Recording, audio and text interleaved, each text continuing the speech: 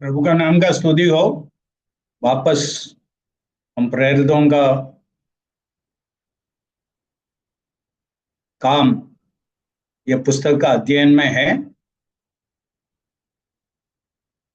पहला अध्याय का 8वां कलम ये पुस्तक का की वर्स है, मुख्य कलम है।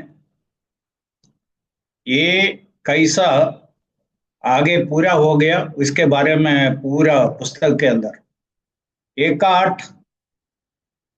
परंतु जब पवित्र आत्मा तुम पर आएगा तब तुम सामर्थ पाओगे, और यरूशलेम और सारे यहूदिया और समरिया में और पृथ्वी के छोर तक मेरे गवाह होंगे।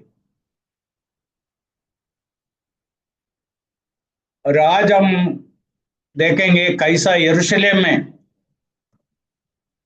ये प्रेरित लोग यीशु का साक्षी बना।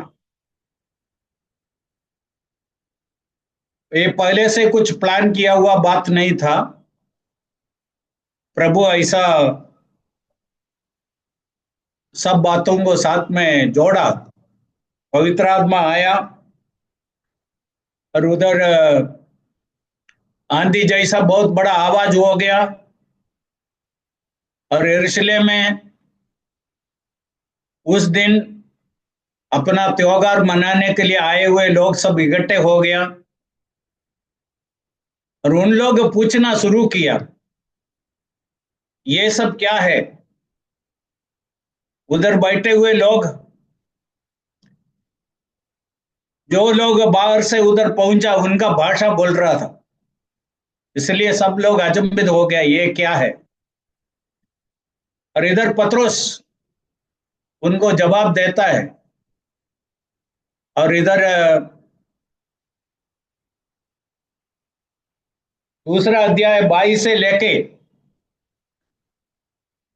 मैं इसको इस अध्याय को 3 भाग बनाना चाहता हूं। पतरस का पहला संदेश, संदेश का मुख्य विषय क्या था, ये है पहला भाग। दूसरा में लोगों का प्रतिक्रिया हम देखते हैं।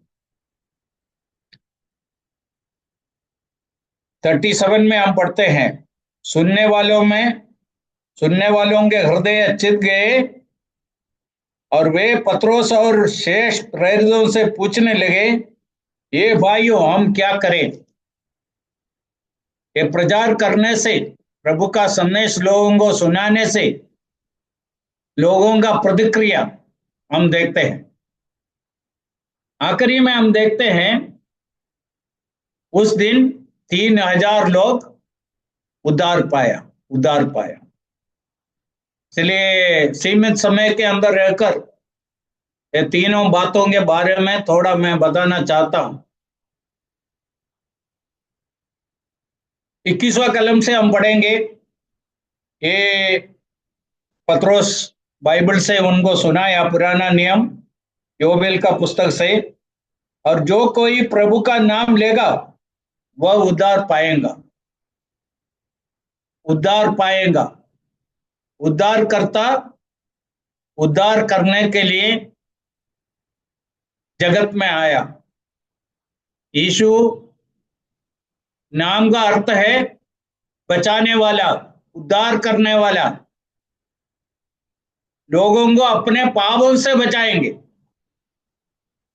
लोगों को अपना पापों से बचाने के लिए आया, इसलिए उसका नाम है बचाने वाला, उद्धार करने वाला। यदि उद्धार नहीं किया तो क्या होगा। मनुष्य अपना पाप के साथ अनंत काल का नाश में, अनंत काल का दंड में, अनंत काल का नरक में चले जाएंगे। इसलिए यीशु इस जगत में उद्धार देने के लिए आया। किसको उद्धार मिलेगा? जो कोई प्रभु का नाम लेगा वह उद्धार पाएगा। जो प्रभु को देखे, जैसा वो क्रूस का चोर यीशु से प्रार्थना किया, वैसा एक छोटा प्रार्थना करने के द्वारा एक व्यक्ति उद्धार पा सकता है। उद्धार केवल यीशु से ही मिलेगा, दूसरा कोई जगह से कोई व्यक्ति दे नहीं सकता है।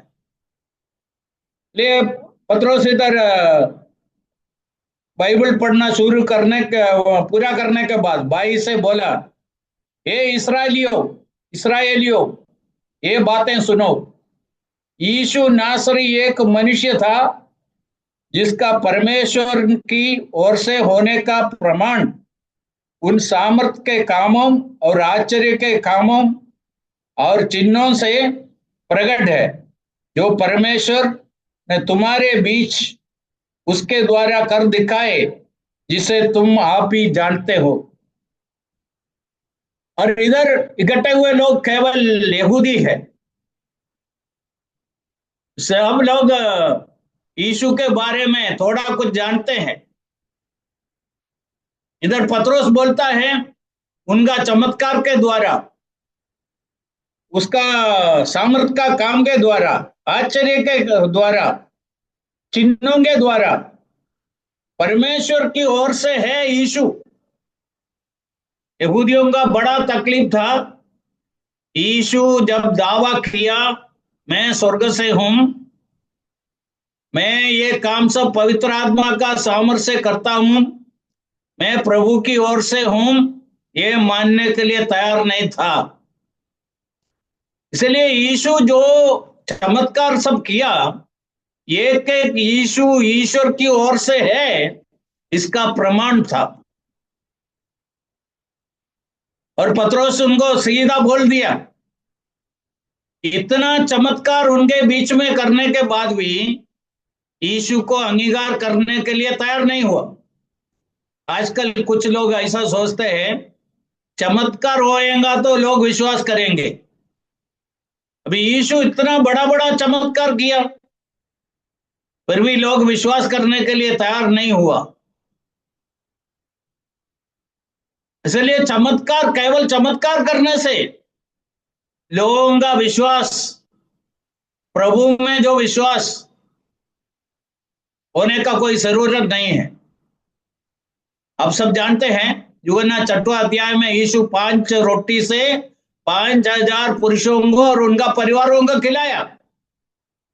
फिर उन लोग जब यीशु बोला जैसा तुम लोग तुम्हारा शारीरिक भूख के लिए ये खाना खाया, ये रोटी खाया, वैसा तुम्हारा आत्मिक भूख के लिए मुझको खाना है, मुझको स्वीकार करना है।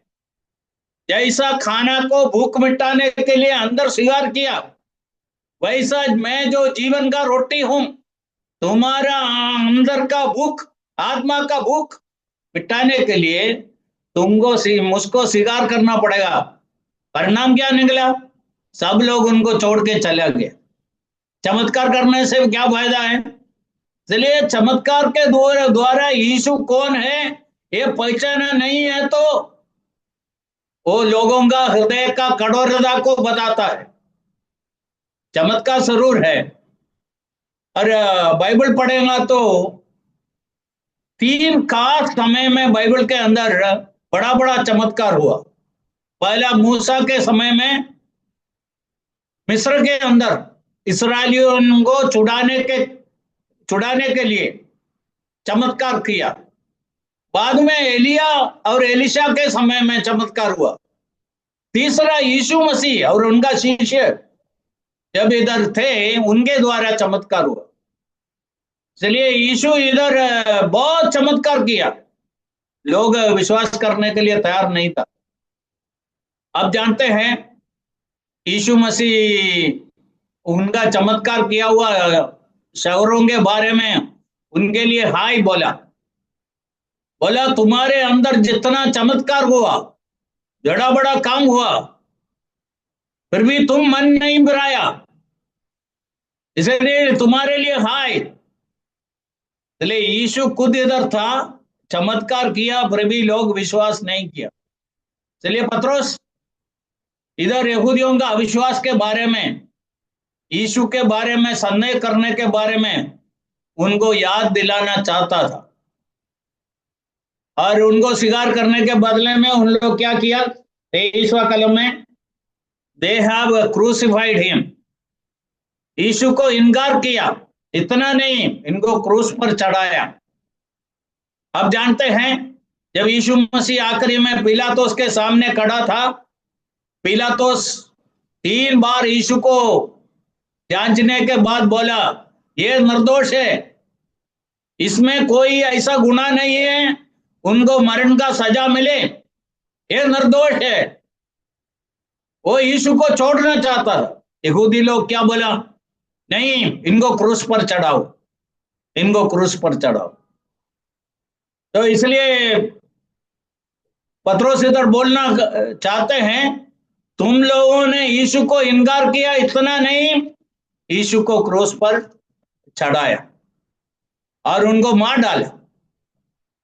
और 24 में ये दूसरा बात पतरस बोलते हैं, परमेश्वर ने मृत्यु के बंधनों से छुड़ाकर उनको दिलाया। यीशु का चमत्कारों के द्वारा यीशु का ईश्वरत्व को परमेश्वर पिता इस जगत में लोगों के सामने प्रकट किया और यहूदी लोग उनको इनकार किया और उनको क्रूस पर चढ़ाया। अभी उनको मृत्यु मिला, मृत्यु से परमेश्वर ने उनको जिलाया। यीशु का पुनरुत्थान, मत्ती का सुवार्ता आखिरी अध्याय में हम पढ़ते हैं, जब यीशु का पुनरुत्थान हुआ, यहूदी लोग एक कहानी बनाया और सिपाहियों को बहुत पैसा दिया।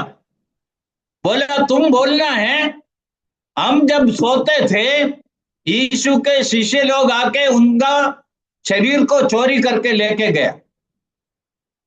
ऐसा जगह में पतरस खड़े होकर प्रचार कर रहा है। उधर जो घटना हुआ इसके बारे में सब लोगों को ताजा स्मरण है, याद है, उनके सामने है। बोलते हैं यीशु मसीह मरे हुओं से जी उठा, परमेश्वर पिता ने उनको जिलाया।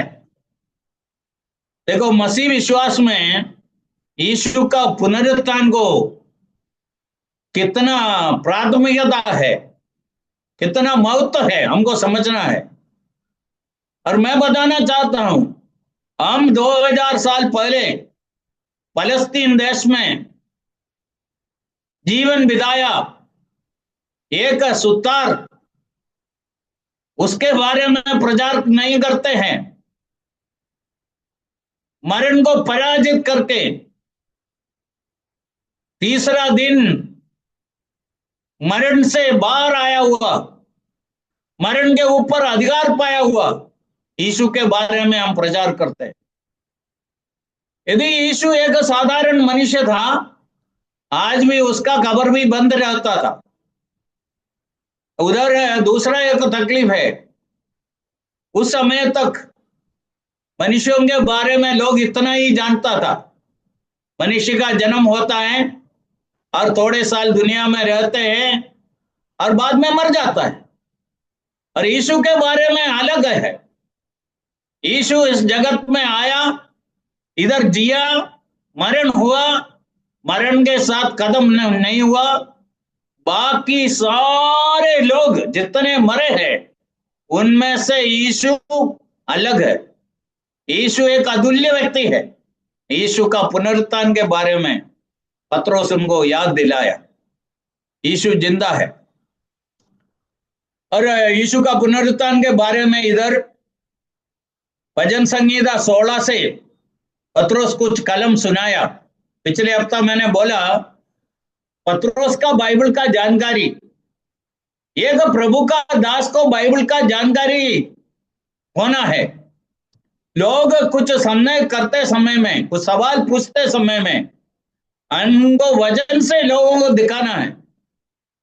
ये भजन संहिता 16 में दाऊद लिखा हुआ बातें, और इधर पतरस बोलना चाहते हैं, दाऊद अपने बारे में नहीं बोला है, दाऊद यीशु मसीह के बारे में भविष्यवाणी किया है। 29 देख लीजिए। हे भाइयों, मैं कुलपति दाऊद के विषय में तुमसे सागस के साथ कह सकता हूं कि वह तो मर गया और गाड़ा गया, और उसकी कब्र आज तक हमारे यहाँ विद्यमान है। और वो भविष्यवक्ता होने के कारण वह जानता था कि परमेश्वर ने मुझसे शपथ खाई। और 31 कलम, होने वाली बात को पहले से देखकर मसीह के जी उठने के विषय में भजन, पुराना नियम में भजन संहिता में जो बातें लिखा है, पत्रोस बोलते हैं दाऊद के जीवन में पूरा नहीं हुआ। दाऊद का कब्र अभी भी बंद है। ये यीशु मसीह के बारे में है। यीशु पुनरुत्थान पाएगा, उसके बारे में उनका जन्म से 1000 से अधिक साल पहले लिखा था। यीशु का पुनरुत्थान हुआ, ये भी उनके सामने पत्रोस बोल दिया। तीसरा बात पत्रोस बोल दिया उनका स्वर्गारोहण के बारे में।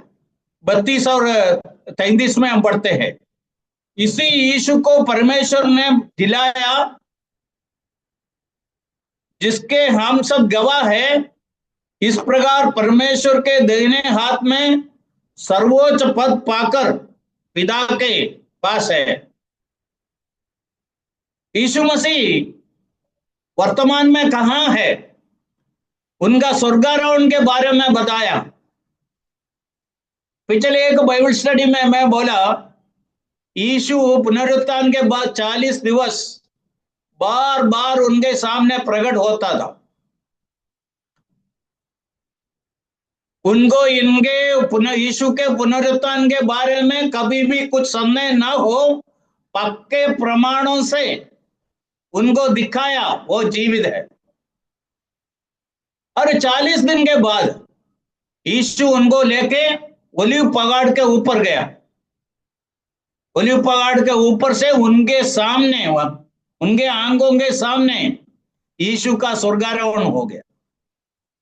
यदि उन लोग उस समय यीशु का स्वर्गारोहण के समय उधर नहीं था, उन लोग यीशु के बारे में क्या बोलता था? 40 दिवस तक ये बार बार हमारे सामने प्रकट होता था, बाद में उनको क्या हो गया हमको मालूम नहीं है, ऐसा बोलना पड़ता था। या ऐसा ना हो इसके लिए यीशु उनको ओलिव पहाड़ के ऊपर लेके गया। उनके आंखों के सामने यीशु का स्वर्गारोहण हुआ। इसलिए पत्रोस इधर बोलता है वो इधर से स्वर्ग में चला गया। यीशु जीवित है, यीशु स्वर्ग में है।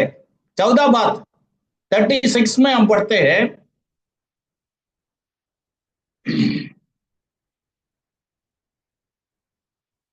निश्चित रूप से जान लो कि परमेश्वर ने इस यीशु को जिससे तुमने क्रूस पर चढ़ाया प्रभु और मसीह ठहराया। प्रभु भी और मसीह भी। और अभी उनका पुनरुत्थान के द्वारा ये बात पक्का हो गया, यीशु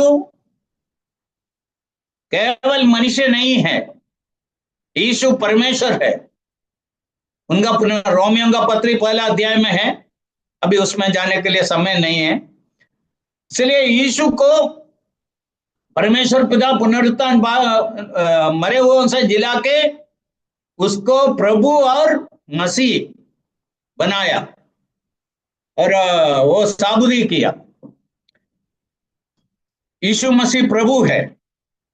हम 21वां कलम में क्या पढ़ता था? जो कोई प्रभु का नाम लेगा वह उद्धार पाएगा। अभी प्रभु कौन है? यीशु मसीह प्रभु है।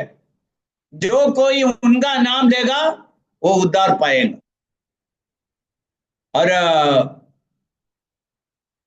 यहूदी लोगों को यीशु को मसीहा तरीके अंगीकार करने के लिए तकलीफ था। फिर इधर पतरस बताना चाहते हैं यही हमारा मसीहा है, हमारा राजा है, भविष्य में हमारे ऊपर राज्य करने वाला इस यीशु ही है। ये पतरस उनको बताता है। समझना, ये यहूदियों के साथ वो बात कर रहा है। यहूदी लोग 3.5 साल का यीशु का सेवा को अंगीकार करने के लिए तैयार नहीं था। बार बार यीशु अपने बारे में उनके सामने प्रकट करने के बाद भी उन लोग यीशु को स्वीकार करने के लिए तैयार नहीं हुआ और पुनरुत्थान को स्वीकार करने के लिए तैयार नहीं था। ऐसे लोगों के सामने पतरस अभी बताया इस यीशु ही प्रभु है, इस यीशु ही मसीहा है। इधर उसका परिणाम हम देख रहे हैं। यीशु जब वायदा किया अपने लोगों के सामने, कई बार बहुत विरोध हुआ। उन लोग उनको पथराव करना चाहता था, उनके विरुद्ध में बहुत कुछ बोला, लोगों को उनके पास जाने से रोका, बहुत सब किया। इधर बात सब बदल गया। उन लोग इनके सामने आके पतरस को और बाकी शिष्यों से पूछा, ये भाइयों हम क्या करें? अभी उन लोग मान लिया हम गलत किया, हम हमारा उद्धारकर्ता को पहचाना नहीं, हमारा मसीहा को पहचाना नहीं, हमें उनके साथ गलत व्यवहार किया, हम उनको क्रूस पर चढ़ाया, ये हमारा बहुत बड़ा गलती हो गया, अभी हम सुधारना चाहते हैं। इसलिए पतरस से पूछ रहा है, बाकी शिष्यों से पूछ रहा है, अभी हम क्या करें? उन लोग पहले के जैसा इन संदेश को विरोध कर सकता था, पतरस को सब विरोध कर सकता था। इसके बदले में अभी पतरस का संदेश सुनने के बाद इन लोग, उनका प्रतिक्रिया ऐसा था, उन लोग अपना पापों को कबूल करने के लिए तैयार था। और पतरस से पूछ रहा है, अभी हम क्या करें, हम क्या करें पूछा। और 38 इधर से ये संदेश का परिणाम हम देखते हैं। पतरस उनसे कहा, मन फिराओ। पहला बात है मन फिराओ। मन फिराने का अर्थ क्या है? मन फिराने का अर्थ है, पहला अर्थ है जो गुनाह किया उसके बारे में दुखित होना, जो पाप किया है उसके बारे में दुखित होना, मन फिराने का पहला अर्थ है। दूसरा अर्थ है वापस आना, वापस ईश्वर के पास आना। तीसरा है मन बदलना, मन बदलना। उड़ाऊ पुत्र जब वापस आया, उड़ाऊ पुत्र ये तीनों बात किया। अपने जीवन को देखें, उसने जो कुछ गलती किया, गुनाह किया, उसके बारे में दुखित हो गया। दूसरा, वो पिता के पास वापस आया। तीसरा, पिता को बोला, मैं इस घर के अंदर एक सेवक तरीके काम करके रहने के लिए तैयार हूं, मैं वापस नहीं जाऊंगा। मन बदल दिया। ये है मन फिराने का अर्थ। कुछ लोग अपने पापों के बारे में खेद, दुख प्रकट करते हैं, फिर क्या होता है, बाकी बातें नहीं करते हैं। मन फिराने का पूरा अर्थ पापों के बारे में दुखित होना, ईश्वर के पास वापस आना और मन को बदलना।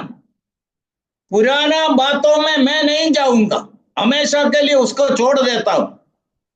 बाकी जीवन अभी मेरा प्रभु का मर्जी के अनुसार जीने के लिए तैयार हूं। ये है मन फिराने का अर्थ। और बाद में बोला, मन फिराकर एक एक अपने पापों के क्षमा के लिए यीशु मसीह के नाम से बपतिस्मा ले लो। यहूदियों का पाप अलग है, क्या पाप है? और एक्स्ट्रा पाप उन लोग किया है। वो क्या है? मसीहा को क्रूस पर चढ़ाया, अपना उद्धारकर्ता को क्रूस पर चढ़ाया। ये यहूदियों का सबसे बड़ा पाप है। पहला थिस्सलुनी दूसरा अध्याय में यहूदियों का पापों का लिस्ट के बारे में बताते हैं। उधर पहला पाप यीशु को क्रूस पर चढ़ाया यह है। और सबके सामने पिलातुस के पास खड़े होकर बोला, इसको क्रूस पर चढ़ाओ।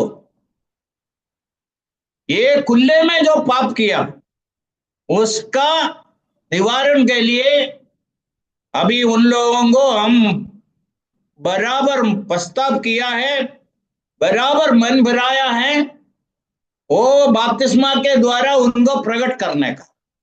इसलिए पहले मन भराना, बाद में बपतिस्मा लेने का।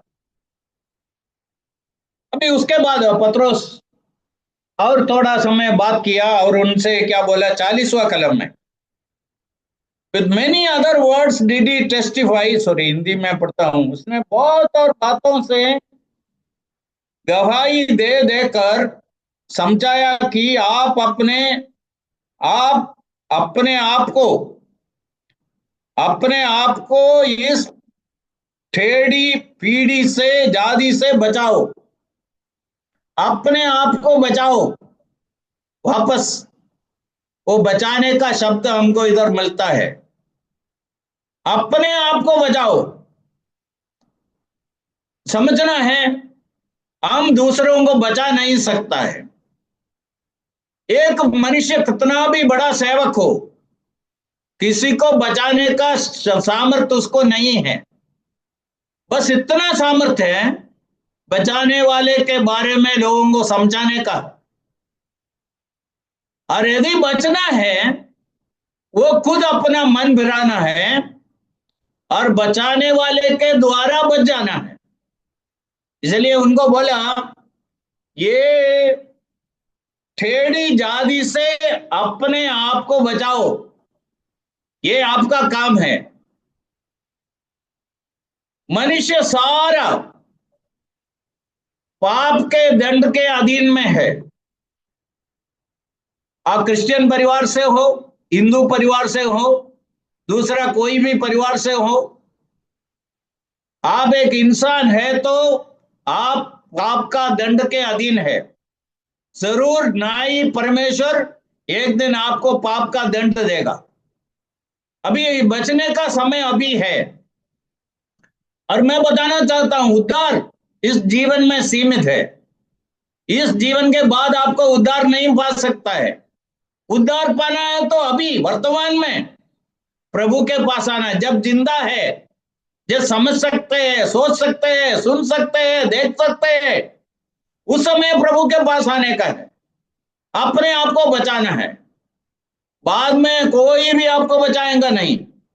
आपका मंडली आपको बचा नहीं सकता है, आपका माँ बाप बचा नहीं सकता है, आपका पास्टर बचा नहीं सकता है, कोई भी व्यक्ति आपको बचा नहीं सकता है। बचाने वाला एक ही है, वो यीशु मसीह है। वो आज बचाएगा। और परिणाम क्या निकला?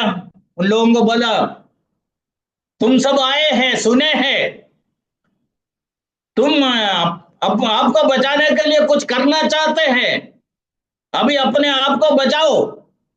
और एक संदेश सुनने के बाद क्या हुआ? 41 से हम पढ़ते हैं, दे जिन्होंने उनका वचन ग्रहण किया उन्होंने बपतिस्मा लिया, और उसी दिन 3000 मनुष्यों के लगभग उनमें मिल गए। इंग्लिश में एक शब्द है, then they that gladly received his word, उनका वचन को आनंद के साथ ग्रहण किया। कौन सा वचन? अपने आप को इस पीढ़ी से बचाओ। अपने आप को इस पीढ़ी से बचाओ। ये शब्द जो लोग सुना, उन लोग आनंद के साथ ग्रहण किया। इसका अर्थ इतना ही है, उन लोग अपने आप को बचाया, अपने आप को बचाया। और बाद में हम उसके साथ 6 बातें और देखते हैं। टोटल 7 बातें 41 और 42 में है। न्याय नियम का मंडली कैसा होना है? बाइबल के अनुसार एक मंडली कैसा होना है? सच्चा मंडली को हम कैसा पहचानेंगे? इसके लिए 7 बातें इधर दिया है। पहला बात है, उन लोग उद्धार पाया 41 में। दे ग्लैडली रिसीव्ड पीटर्स वर्ड, पत्रोस का संदेश उन लोग ग्रहण किया, ऐसा ही ग्रहण किया। अपने आप को बचाओ, मन बनाओ, उन लोग वो बे किया और उद्धार पाया। और उसके बाद क्या हो गया? उन लोग बपतिस्मा लिया। यीशु मसीह मत्ती 28 में अपना शिष्यों को जगत में भेजते समय में उनको 4 बातें करने के लिए बोला है। जाओ, सबको मेरा शिष्य बनाओ, उनको बपतिस्मा दे दो, और जो कुछ मैंने सिखाया उन लोग भी पालन करें, उसके लिए उनको सिखाओ। ये 4 बातें याद रखना: जाना, शिष्य बनाना, बपतिस्मा देना और वचन सिखाना। और इधर पत्रोस प्रभु का आज्ञा को ऐसा ही पूरा करना चाहते थे, इसलिए उनको बपतिस्मा दिया। और बपतिस्मा बचने के लिए नहीं, बच गए हुए लोगों के लिए है। स्वर्ग जाने के लिए नहीं, स्वर्ग जाने वालों के लिए है। पाप का क्षमा के लिए नहीं, पाप का क्षमा पाए हुओं के लिए है। ईश्वर का एक बेटा और बेटी बनने के लिए नहीं, जो ईश्वर का बेटा बेटी बन गया उनके लिए। बपतिस्मा का सही जगह इधर है। बपतिस्मा के द्वारा पाप का क्षमा नहीं है। पाप का क्षमा के लिए क्या है बर? यीशु मसीह का खून हमें सारे पापों से शुद्ध करता है। रक्त बहाने के बिना पाप का क्षमा नहीं है, ये प्रभु का वचन है। इसके लिए यीशु को अपना खून बहाना पड़ा। यीशु का खून के द्वारा ही हमारा पाप धो डाल सकता है। बपतिस्मा क्या है? हमारा अंदर का विश्वास को हम बाहर प्रकट करते हैं, यह है बपतिस्मा। इसलिए दूसरा बात, उनके साथ उन लोग बपतिस्मा लिया। तीसरा बात, उसी दिन 3000 मनुष्यों ने उनमें मिल गए। अभी तक उन लोग सब यहूदी धर्म के साथ था, यहूदी धर्म हमेशा के लिए छोड़ दिया। अभी यीशु के शिष्यों के साथ जुड़ गया। सेपरेशन। जब यीशु को एक व्यक्ति स्वीकार करते हैं, धीमे से वचन सीखना शुरू करते हैं, उसको सेपरेशन के बारे में मालूम है, अलग होने के बारे में। इसलिए अभी तक ये 3000 लोग यहूदी धर्म में ही थे। अभी यहूदी धर्म छोड़ने के लिए तैयार हुआ, और ये 120 लोग यीशु का साक्षी होके उधर थे, उनके साथ मिल गए। सेपरेशन, अलग हो गया। 3 बातें, ये 3 बातें कभी भी दोबारा करने का नहीं है। बार बार आपको उद्धार नहीं पा सकता है, बार बार बपतिस्मा नहीं ले सकते, बार बार आपको अलग नहीं हो सकता है। ये 3 बातें एक ही बार हमेशा के लिए होते। ऐसा उद्धार पाए हुए लोग 42 में हम पढ़ते हैं, 4 बातें किया है। क्या क्या किया? उन लोग प्रेरितों का शिक्षा पाया। उस समय नया नियम नहीं था। यीशु अपना प्रेरितों को, लोगों को आत्मिक उत्तेजन मिलने के लिए, लोगों का आत्मिक भूख मिटाने के लिए ईश्वर प्रेरितों को वचन देता था। इसलिए पत्रोस पहला कुरिन्थी 11वां अध्याय में बोला, मैं यीशु से जो प्राप्त किया, प्रभु से प्राप्त करके और तुमको देता हूं। इसलिए उस समय बाइबल नहीं था, नया नियम नहीं था। ये नया विश्वासियों का आत्मिक जरूरत पूरा करने के लिए, उनका आत्मिक उन्नति के लिए प्रेरितों को प्रभु वचन देता था। इसलिए उन लोग प्रेरितों का वचन सुनता था। आज प्रेरितों का वचन किधर है? ये पूरा नया नियम है। विशेष करके पत्रियां, इसमें जो उपदेश है वो प्रेरितों का उपदेश है। इसलिए पहले उन लोग प्रभु का वचन सुनता था। मैं इधर एक बात पक्का करना चाहता हूं, एक विश्वासी आत्मिक खाना प्रभु का वचन, इसके बिना बढ़ नहीं सकता है। जैसा हमारा एक बच्चा का शारीरिक बढ़ोतरी के लिए और उसका पूरा बढ़ोतरी के लिए खाना कितना अनिवार्य है, वैसा प्रभु का वचन एक विश्वासी का आत्मिक उन्नति के लिए अनिवार्य है। शैतान आपको एक कमजोर विश्वासी बनाना चाहते हैं। कैसा बनाएंगे? आपका बाइबल बंद करके रखेंगे,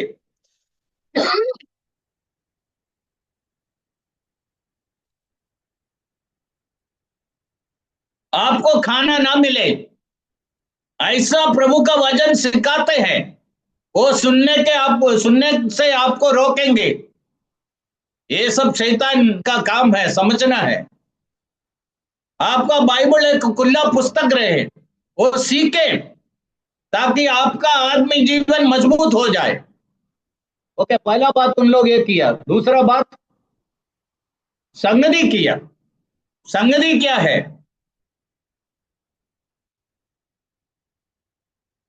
अभी एक नए विश्वासी को दूसरा विश्वासियों का जरूरत है, संगति का जरूरत है,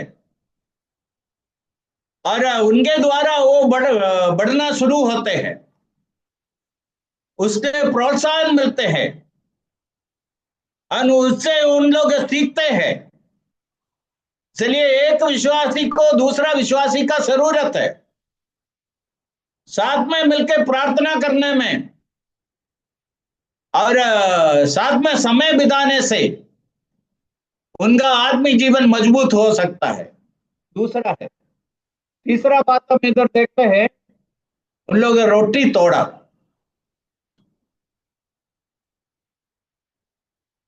क्यों रोटी तोड़ा? यीशु बोला था,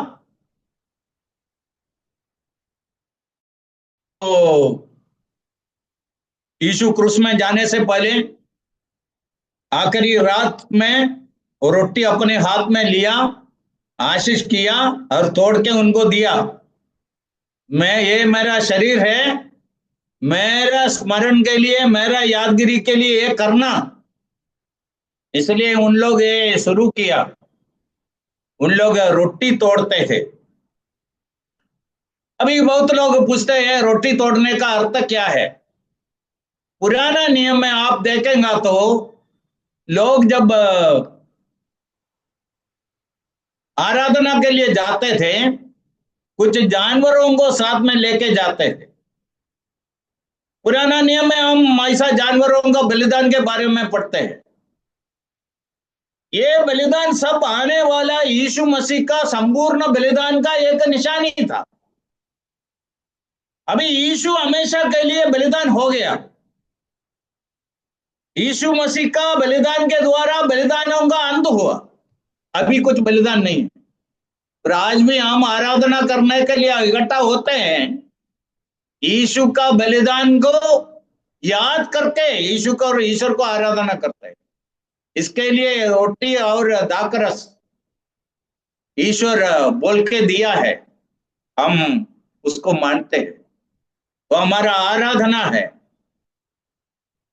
हम रोटी से और दाखरस से भाग लेके यीशु मसीह का बलिदान को याद करके ईश्वर को आराधना करते हैं। आखिरी बात है प्रार्थना। हम ये प्रेरितों का काम पढ़ेगा तो कम से कम 16 बार प्रार्थना के बारे में बताया है। जब कुछ तकलीफ हुआ, कुछ जरूरत हुआ, उन लोग विरोध हुआ, उन लोग इकट्ठा करके प्रार्थना किया और कैसा चमत्कार हुआ। प्रार्थना बहुत शक्ति देने वाला बात है। हमारा सारा समस्याओं का निवारण प्रार्थना में। और शैतान आपको प्रार्थना में भी एक कमजोर व्यक्ति बनाना चाहते हैं, संभालना। और एक प्रभु का दास बोला, बाइबल और प्रार्थना एक विश्वासी का दो पंगों है। एक पक्षी का दो पंगों है, वैसा एक विश्वासी का दो पंगों है। अभी समझ लो, इनमें से एक कमजोर है, दोनों कमजोर है तो भी वो पक्षी आकाश में उड़ नहीं सकते हैं। और यदि एक का बराबर है, एक कमजोर है, फिर भी नहीं उड़ नहीं सकते। इसे हम लोग क्या समझना है, दो बात हम बहुत मजबूत रखना, हमारा बाइबल और हमारा प्रार्थना जीवन। प्रार्थना में हम ईश्वर से पाते हैं। ईश्वर का हमारा जरूरतें बोलते हैं और ईश्वर से हम पाते हैं। ईश्वर का आशीष हमको मिलता है। बाइबल के द्वारा हम ईश्वर से सीखते हैं। इसलिए ये दोनों हमारे जीवन में होना है। और ये 32 में बोला हुआ ये चार बातें, ये एक घर का चार दीवार के जैसा है। उद्धार पाया हुआ, बपतिस्मा पाया हुआ, अलग हो गया हुआ एक विश्वासी, ये चार दीवार के अंदर रहने का है। आपको मालूम है आपका घर को चार दीवारें हैं। यदि उनमें से एक दीवार गिर गया, उस घर के अंदर कुछ सुरक्षा नहीं है। चारों दीवार मजबूत होना है, उस घर के अंदर सुरक्षित होना है। तो इसलिए ये चार बातें जो इधर बताया, 42 में बताया, 42 में बताया, ये आपका आत्मिक उन्नति के लिए, आपका सुरक्षा के लिए, आप प्रभु के लिए अच्छे ज्यादा उपयोगी होने के लिए अनिवार्य है। एक साइड प्रभु का वचन, दूसरा साइड प्रभु का लोग, उनका संगति, तीसरा साइड प्रभु का आराधना, चौथा साइड प्रार्थना। ये चार दीवार के अंदर एक विश्वासी होना है। अभी इधर हमने टोटल 7 बातें देखा है। यदि एक चर्च के अंदर ये 7 बातें उसके क्रम में आप देखते हैं, वो है नया नियम का मंडली। वो मंडली है प्रभु का वचन के अनुसार। नाम कुछ भी हो, मनुष्य कुछ भी नाम दिया हो, यदि उस चर्च के अंदर ये 7 बातें उसका क्रम में है तो वो सही मंडली है, नया नियम का मंडली है, प्रभु का वचन के अनुसार मंडली है। नाम कितना भी बड़ा हो, यदि ये 7 बातें उधर नहीं है, उसका क्रम में नहीं है, उसका सब उल्टा सुल्टा किया है, तो वो नया नियम का मंडली नहीं है, प्रभु के वचन के अनुसार नहीं है।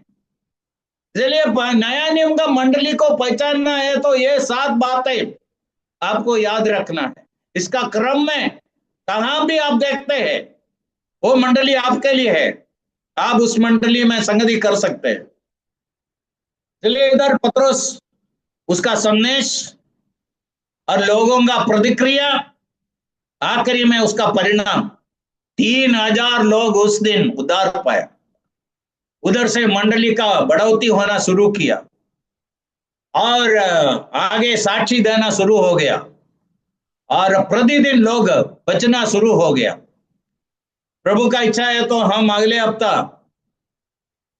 बाकी जो घटनाएं अलग अलग जगह में कैसा सुवार्ता पहुंचा उसके बारे में देखेंगे। इस वचनों के द्वारा प्रभु हम सबको आशीष दे। हम जो सुना हुआ बातें हमारे जीवन में कितना अमल किया है और इसको बराबर पकड़ के हमारा बाकी आत्मिक जीवन जीने के लिए प्रभु हम सबको मदद करें। प्रभु का नाम का महिमा हो।